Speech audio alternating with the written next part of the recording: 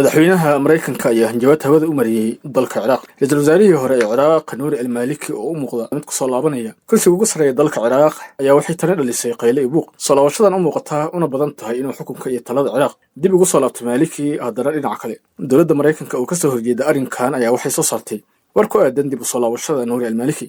Madaxweynaha Mareykanka Donald Trump oo ka hadlay arrinkan ayaa ugu hanjabay dalka Ciraaq inuu ka goosan doono dhammaan taageeradii uu siin jiray. Donald Trump madaxweynaha Mareykanka ayaa ra'iisul wasaarihii hore Ciraaq Nuuri al-Maliki ku eedeeyay inuu yahay mid saaxiib la ah dowladda Iiraan, xiriir fiican oo kala dhaxeeyo Khomeini oo ugu sarreeya dalkaasi.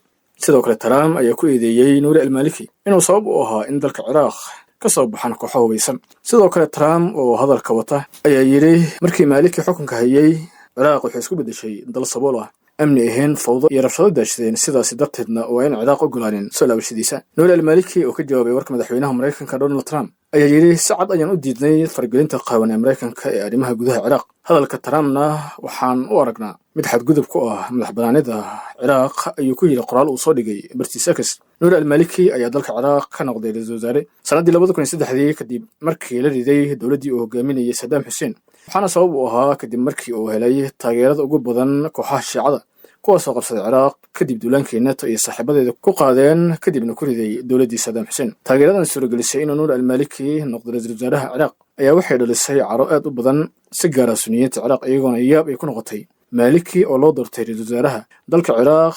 Sababta ay ugu caroodeen ayaana ahaa inuu Maliki yahay nin ka soo horjeeda Sunniga, sidoo kale aad ugu janjeera Shiicada, sidoo kalena yahay shakhsi caan ku hafoodo.